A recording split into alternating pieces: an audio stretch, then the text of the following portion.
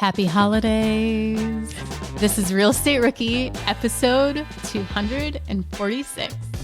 In terms of market selection, there's three big buckets that I look at. I look at permitting, right? Like the policies in that market. I look at popularity, so the traffic of folks coming into that market. And then lastly, look at profitability, right? So if I look at the average return that I'm getting in a market versus the average purchase price, like what does that ratio look like? And am I able to kind of hit my return? My name is Ashley Kehr, and I'm here with my co-host, Tony Robinson. And welcome to the Real Estate Rookie Podcast, where every week, twice a week, we bring you the inspiration, information, and stories you need to hear to kickstart your investing journey. And today I want to shout out someone who left us a review on Apple Podcasts. This review says, I'm a real estate agent in Minnesota looking to invest in real estate, and I think I found the perfect virtual mentor to help me get started. This is the best place to learn if you're feeling overwhelmed. So we appreciate that. If you guys are listening, haven't yet left us an honest rating review on Apple or Spotify, wherever it is you're listening, please do. The more reviews, the more folks that we can reach, the more folks we can help. Actually, Kehr, this episode comes out a day before Christmas, and I got to say, I think the best Christmas gift I've gotten so far is knowing that you have a pretty decent singing voice. That was like a nice little intro right there. You know what? I'm shocked that you're saying that because my voice is not nice. So that must be the only two words that I can sing. And as when I was younger, I always thought that I would have like a life with a mic in my hand, but I always thought it was because I was going to be a Spice Girl, not a podcast host. I think that's definitely way more fitting than me actually singing. Wait, but our good friend Kara Beckman, she actually just released a Christmas album.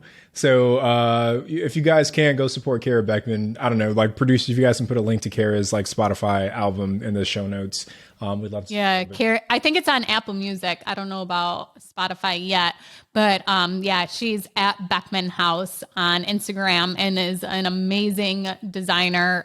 She has a short-term rental, she has long-term rentals, and she does the most amazing luxury house flips too. So you'll have to go and check out. This has been a passion project of hers forever. And I think it just shows too, the power of real estate investing is that you get to pursue these passion projects as, building up your wealth and, your time freedom through real estate is you can be able to go off and do some of the things that you're passionate about.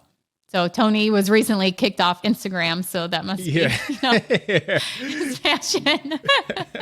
Yeah, I was banned from Instagram for 3 days, but I'm back now from Instagram jail. So cool. But we got a good show for you guys lined up today. So one of the last show you guys are here before Christmas. We got a question on house hacking and how to make your unit stand out if you're trying to rent that extra room.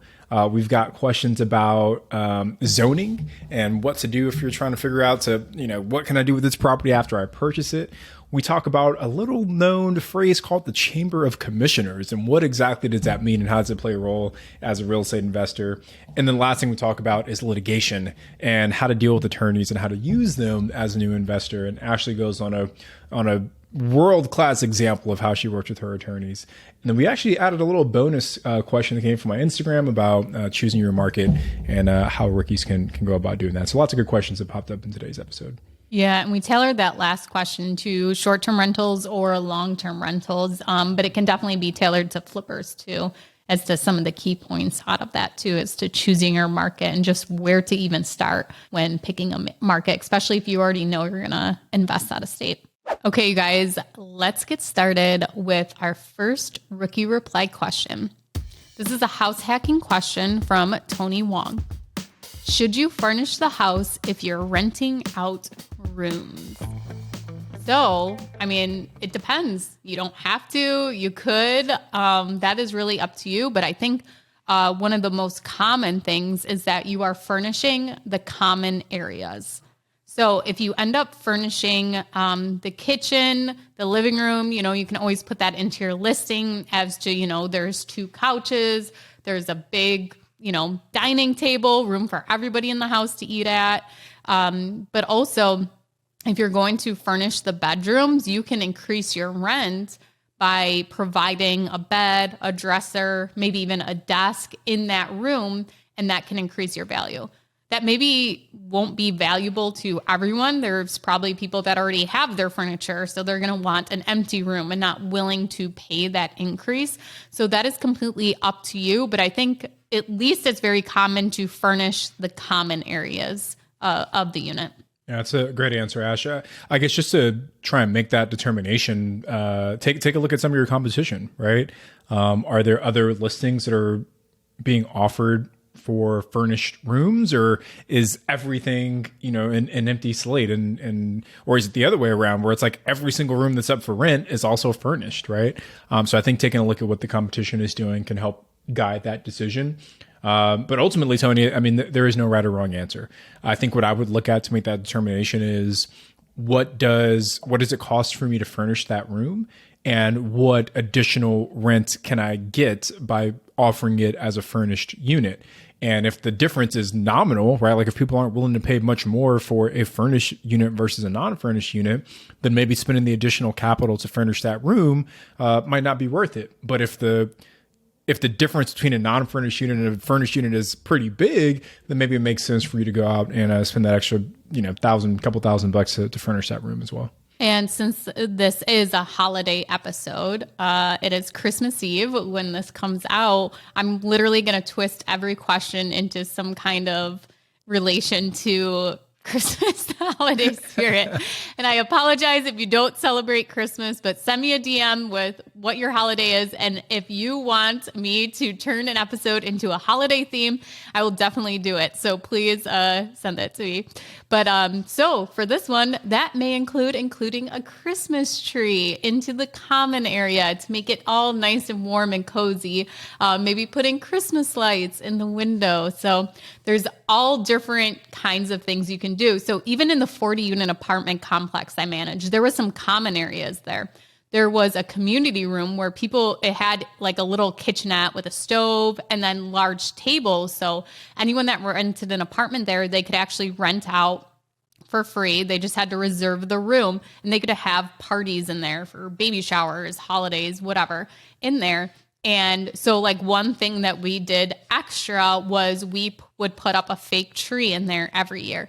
And it started out with all of the tenants kind of adding their own little ornaments every year. And then the tree would be brought out and everything like that. And it was just this, especially when we were leasing in the winter, which in Buffalo, New York, not a lot of people move in the winter because of the snow. So it was nice to always take people into that room and just show them like, oh, this is a community, here's that. And so, maybe that's not for everyone. They just want to be kind of left alone, don't want to talk to anyone or do anything. So thinking about ways that you can make your house hack stand out from other ones. And I think Tony, hit it on the nail as to look at your comparables. What are they doing? And maybe what can you do that's a little above and beyond, and that's maybe a little extra, but barely cost you anything. Black Friday, you can get a fake tree for probably $25, just, a small fake tree to put up and a couple dollar store decorations. Yeah, I love the idea of the decorations. We actually do offer, or not offer, but like decorate our cabins in Tennessee for the holiday season. So every year, right around Thanksgiving, we'll throw out the Christmas decorations. And then after first week of January, we'll pull them all down. We don't do it in Joshua Tree. It's not as common out there, but in Tennessee, a lot of people come out there for the holidays. But something else you said about like, what are some small things you can do to make the space more competitive? Like, once you said that, thoughts were just kind of running through my mind. And it's like, if I were renting out a room, like, what are some of the small things I could do? Getting obviously like a smart TV would be a big one. If you could have like the smart switches. So like, if you have an Alexa in there and it's like dim the bedroom lights to 25%, and it can do that for you. If you get like automatic roller shades, if you're only, got one or two windows in a room, it's not going to be super expensive, but the experience for the person that's staying there to say, hey, Alexa, let there be light and the shades come up. Like, that's a pretty cool thing to have. Zenith brand mattresses. I love a Zenith brand mattress. So yeah, there's a lot of little things you can do that don't cost a ton of money, but still give you that good return on your investment. Yeah. And it does kind of tie hand in hand with a short-term rental almost, I guess. Like there's some, compatibility there as to things you can take from a short-term rental and put into your house hack as things too. So if you are house hacking, do you give out your checklist for supplies to purchase for a short-term rental, Tony? I do. Yeah. If you go Yeah. to the realestaterobinsons.com/shopping list, it's got all of our like household essentials in there. Yeah. So if you are furnishing the living room and the kitchen, you could go ahead and use Tony's list and then maybe kind of create your own off of that based on what you actually need for your house. But at least that gives you kind of a starting point is, okay, I at least need to get utensils in the kitchen. It may not make sense for you to give everyone their own drawer, their own cabinet, and they all have to bring their own silverware, their own spatulas, their own pans and things like that. So I think that'd be a great starting point to anyone who is looking to furnish their home, is to go to Tony's website, or, there's a ton of the Maddens, Zosha Madden, she gives out her checklist too as to what they do. And I think Rob does too. Rob Built gives out his on robbuilt.com. So, okay, let's move on to our next question. This question is from Robin Imperatrice. The first question is, how do you find out the zoning on a property? Is this what you need to know if you want to build more houses on it? So I actually just had this experience. We were looking at some land, and it was land in a great location that we've been kind of eyeing for a while. And, a lot of times when it's listed, they'll put the zoning in the listing description. But the zoning itself, like if it's, RL3, like what the heck does that even mean? So typically what you have to do is you have to go to the city or the county's website. They'll have like a link to their ordinances. And inside of those ordinances, it tells you the allowable use for each zoning, zoning description. So like, hey, this is only for rural. You can only build this there, or this is zone commercial. You can do this, or this is for mixed use, or this is high density. This is low density. So typically for me, what I've seen is like just going onto that city or county website is a great way to figure that out. And then the best way is just like, if you can just go to the city or the county and ask them, like, hey, I'm looking at this parcel of land. Can you tell me what it's zoned for? We've called the county in different cities multiple times to ask those questions as well. Yeah, if you go onto the GIS mapping for the county, you'll be able to see, but I would always take Tony's recommendation and actually like call to verify, especially if that zoning is really going to kind of, rely on what your project is going to be. You can always go to the planning board and you can request to have the zoning changed, but that is something that you don't want to commit to a project not knowing if that is going to be approved or not. So talking to the local code enforcement officer and even maybe a member on the planning board, if that is something that you want to do, is to change the zoning of that property. And also finding out, because it does vary from state to state or county to county, maybe even town to town, as to what can actually be done on how a property is zoned.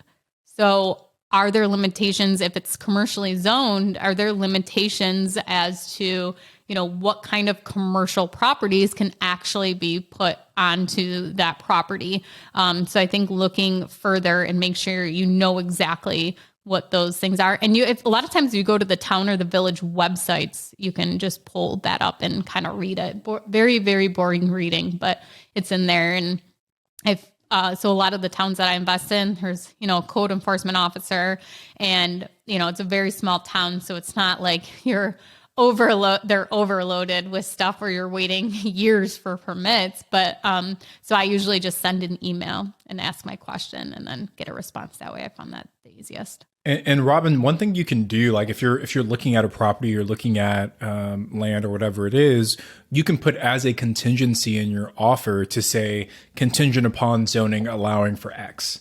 And like, hey, we're not going to close on this land unless we can make sure that we can do what we want to do with it. We're not going to close on this property unless the zoning supports whatever our end goal is for that property. So you can definitely write that into your contract as well. And your EMD doesn't go hard until you've been able to validate that. Okay, the second question is, not sure how to word this next question. Where can I find out information about a town and its future plans?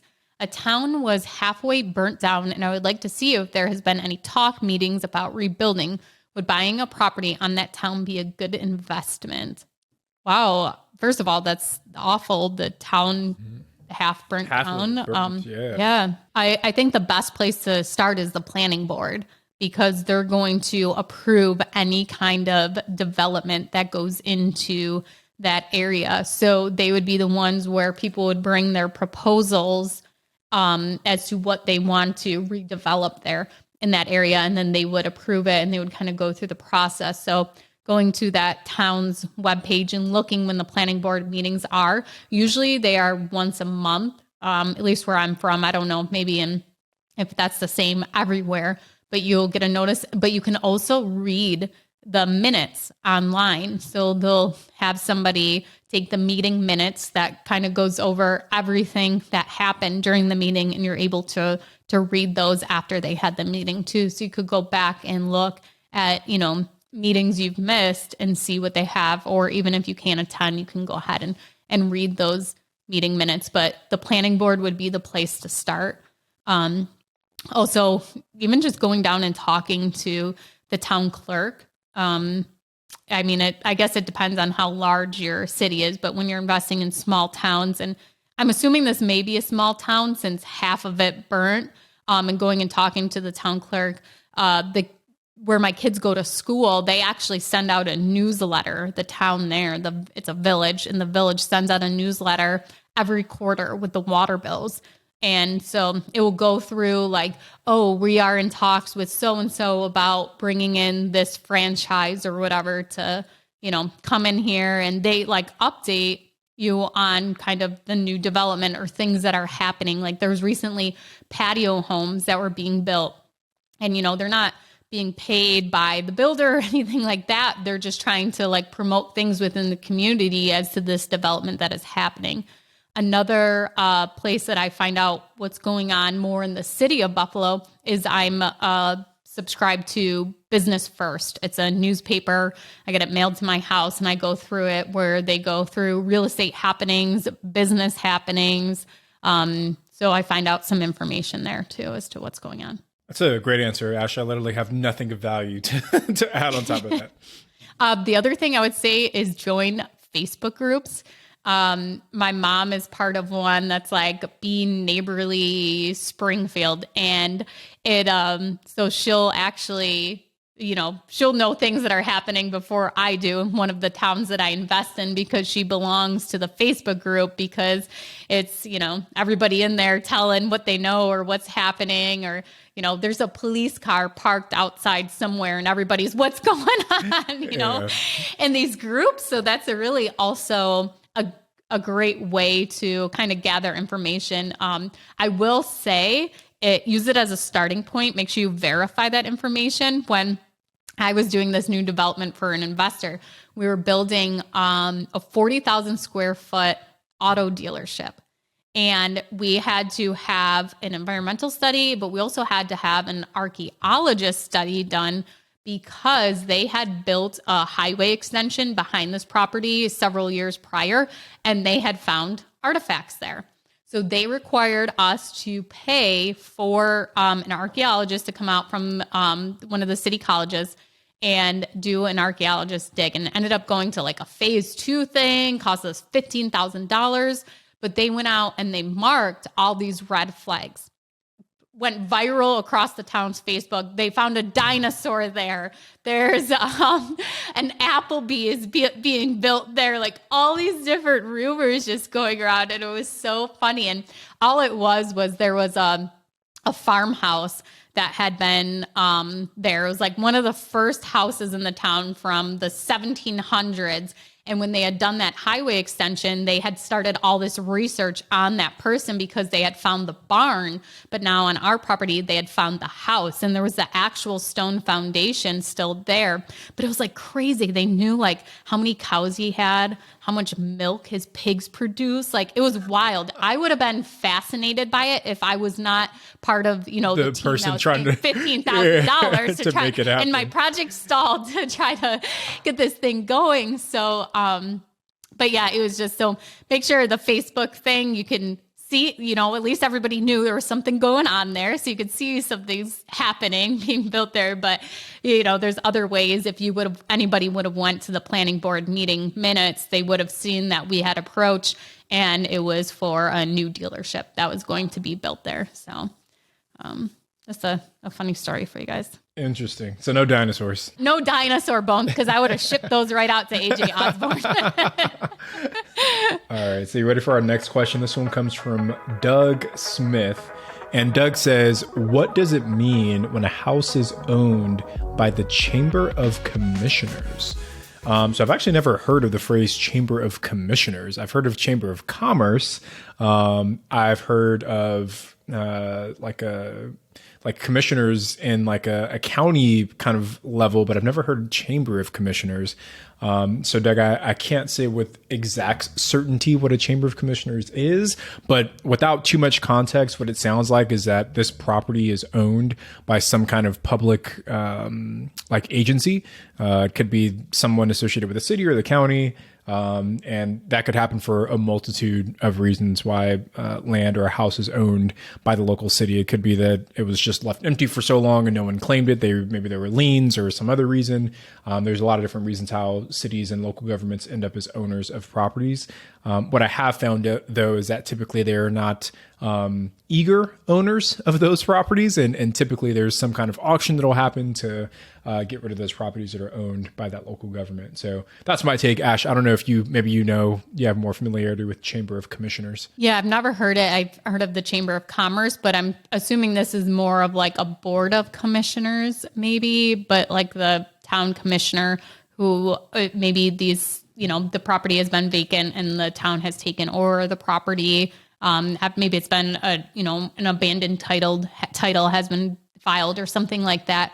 And so most of the time when the town takes over a property, they are obligated to put that property up for auction. They can't just go and sell it. So if you did see a property that's owned by a town, the first place you could go to is talking to the town clerk, is go right there and ask, I've seen this property here. But also if you look on the GIS mapping system for that county that property is in and pull up that property, you should get a mailing address too for the Chamber of Commissioners. And you can send a letter to that mailing address too, and just say that you are interested in buying this property.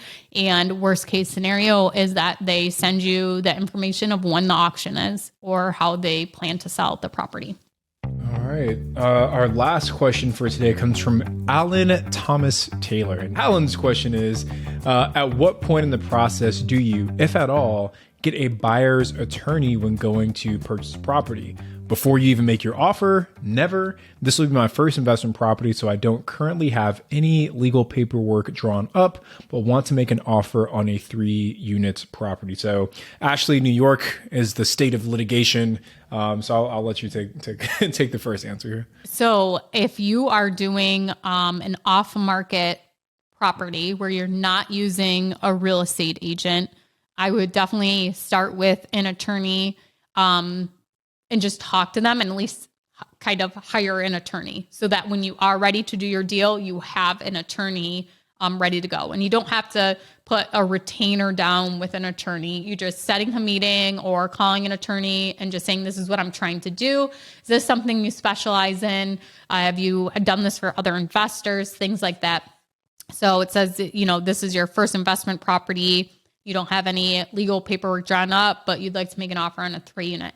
So you're basically going to tell the attorney that and go through, ask them, what is the process that you would help me with when walking through this purchase and getting the contract drawn up? So they may send you to one of their paralegals, which is perfectly capable of doing that. And it will be a lot cheaper too, because you're paying a paralegal rate than an attorney rate. So find your attorney first and get lined up before you make the offer. And then what I usually do for off-market offers is I do a letter of intent. So you can Google this and you can use a sample format online where basically it's just saying that you have the intent, you intend to buy this property at this address from this person for this amount. And it's going to state in there that this offer is contingent on attorney approval. So make sure it does say that in there.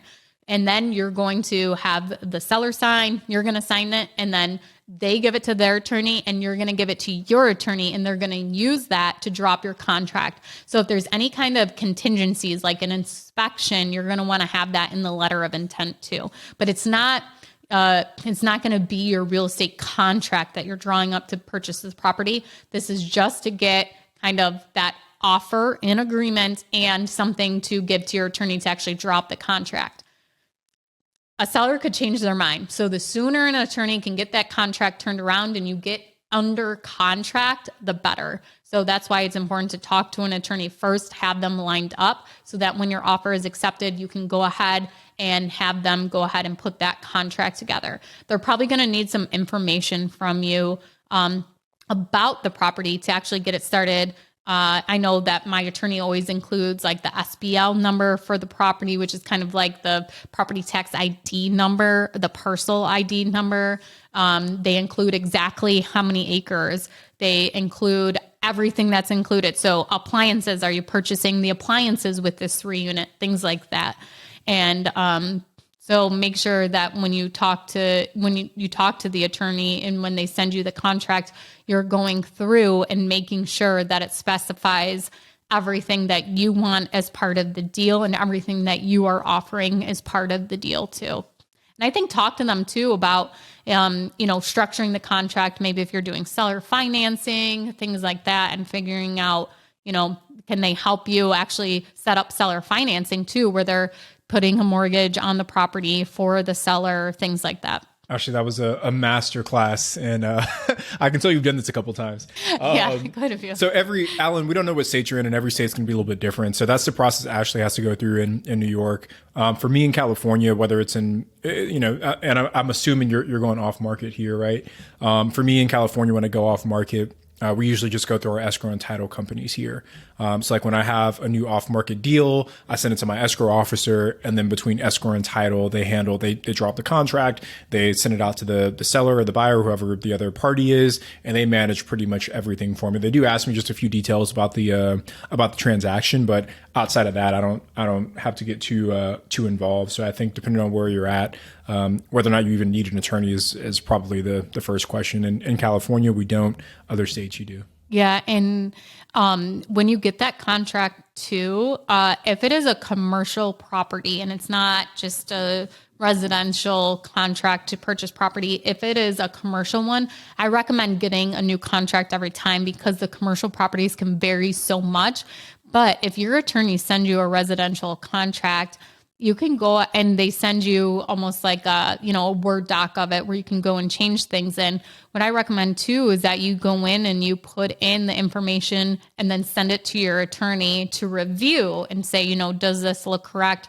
These are the, here's the letter of intent. Did I put everything in okay? And that saves you in attorney fees by doing it yourself and putting the information. I actually have for my operating agreement, for a loan agreement, things like that, I have just sample contracts where it's highlighted in yellow, the things that get changed every single time.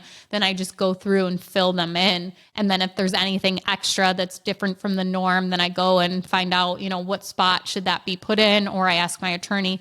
And then I get that final attorney just glance over, sent back, good to go. And then I take it to the seller to buy, or the seller to sign. We do the same exact thing actually for our JV agreements. So we sit down with our attorney usually once or twice a year to make updates to the actual agreements. But when it's done, same exact thing. There's just yellow boxes that we have that we know we need to go in and fill out every time we have a new partnership. And that's so much more cost effective than having your attorney do that legwork every single time you submit an offer or have a new partnership or whatever it is. So when you reach out to your attorney, specifically ask them hey, when we're done, can you give me a template that I can use for future transactions? That way they can show you where you need to fill in that information. I think we got time for maybe one more question. Yeah. I had one that popped up in my Instagram DMs. So let me take this one. This one comes from Nathan Laporte, and Nathan says, "Hey Tony, Nathan here. I'm a first-time potential buyer for a rental property. I've been listening to your podcast and watching your YouTube channel for a little bit, and I'm really interested in buying myself a duplex in hopes of listing one side as a short-term rental and the other side as a medium term. The question is, what is the best way to search out and make sure that I'm buying in the best area with the best chances of returns? What resources do we have, or how do we go about choosing the areas to give us the best results and run our numbers the right way?" So Nathan, there's a lot that goes into analyzing. Well, you're not even asking about analyzing deer. First, you're asking about like market selection. And then within market selection, once you found a market, you have to analyze the deal. In terms of market selection, there's three big buckets that I look at. I look at permitting, right? Like the policies in that market. I look at popularity, so the traffic of folks coming into that market. And then lastly, look at profitability, right? So if I look at the average return that I'm getting in a market versus the average purchase price, like what does that ratio look like? And am I able to kind of hit my return?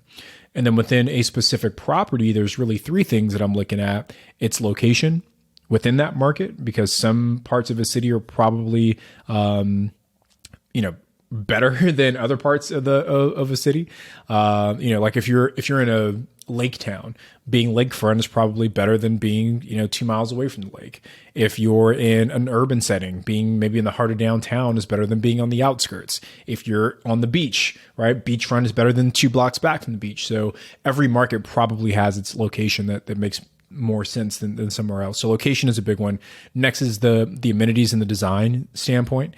So if you've got a property that really creates an amazing experience for your guest, even if you don't have the best location, maybe you can make up for it by making the property super amazing. So location, then amenities, and last would be value, right? So like how good of an experience can you give your guests in comparison to the price they paid for that property? So it's more of a framework for you, Nathan, to look at. So in terms of choosing the market, policies, popularity, and profits, and then looking at the actual property, I'm evaluating location, amenities, and value. Anything to add to that? Well, not to really the short-term rental side, but I pulled up an article that I'd seen from biggerpockets for more of the long-term rental side. So the biggerpockets published this article, and it's the top 10 real estate markets for cash flow in 2022 by Dave Meyer. So I think a great way to start out identifying a market is looking where the research tells you to go and also where other people are investing. So even before that, you need to identify what your goal is for real estate investing. Is it cash flow? Is it appreciation? Okay, so if it's cash flow, then you're going to look at this article, 10 real estate markets for cash flow in 2022. If then you're going to go, if it's appreciation, it's the long-term play, you just want to cash out in 20 years after you've built up all this equity in these properties, then you're going to look for, the top 10 real estate markets for appreciation. So in this article, it goes through, the top 10. And so the number one is actually Detroit with the median sale price at $63,000, the median rent $1,400. And so the rent to price ratio is 2.22%. Okay, that information right there. That does not mean run to Detroit and buy a property. This is a starting point. This is where you can kind of analyze that data. You have to go and verify.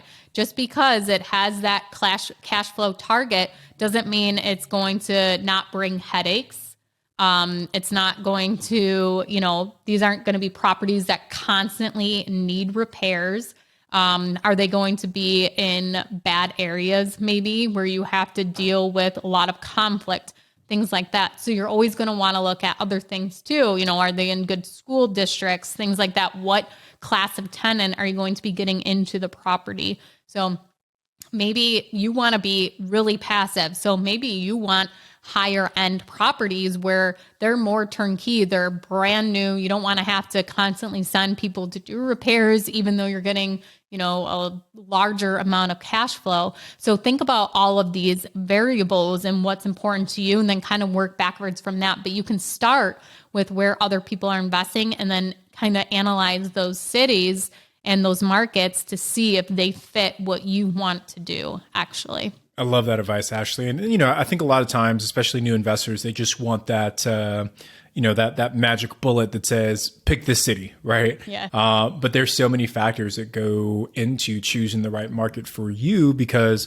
what's important to Tony might not be as important to Ashley, and what's important to Ashley might not be important to Tony. So there's this balancing of priorities and goals and objectives that each market kind of caters towards. So I think the point of thinking about what's important to you first is super, super critical. So Nathan, hopefully that little framework helps you make the right decision for yourself moving forward. Yeah. And Tony, I have one more thing to add, because I was like kind of just eyeballing the cities and states. And right after I stopped talking, I saw number 2, and I don't know why not. You would have been talking when I looked at this whole thing. I didn't see this before, but number 2 is Shreveport, Louisiana. No for way. Cash flow.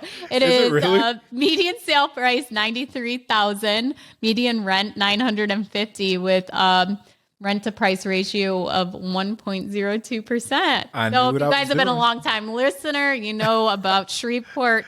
Freeport, whatever I thought it was called for 2 years, that Tony had an investment property. So I think right there is an example of, just because that's the best cash flow you can get does not mean that is the optimal market to invest in. Yeah. So for those of you that don't know, I lost $30,000 on a property in Shreveport, Louisiana. It was profitable as a rental unit. We had it rented out for about a year, and we were making a couple $100 on it every month. Got some great financing to kind of take that deal down. But when we went to sell it, that's when all the problems started popping up. So anyway, it was one of these Ricky Reply episodes. You can go back and find it. But we lost $30,000 on a house in Shreveport. So and I think, and that like also gives another example, is that you were getting the nice cash flow, but also there was lots of repairs. Mm-hmm. And like, if you wanted to put the house up for sale, eventually these repairs would start. All those things would have came. Yeah. Totally. Well, thank you guys so much for listening to this week's Rookie Reply. And I hope you guys all have a wonderful holiday season. And I completely forgot after question 1 that I was turning every question into a holiday theme. But I wish everyone a Merry Christmas and a Happy New Year, even though we'll have an episode next week, and I'll wish you a Happy New Year again before that. But thank you guys so much for joining us. And I just want to say you guys are amazing, and you guys had an awesome year as rookie investors, and some of you have just taken off, and we love hearing your guys' story. So keep sharing them with us at the Real Estate Rookie Facebook group. And we'll see you guys on Wednesday for a show with a guest. Still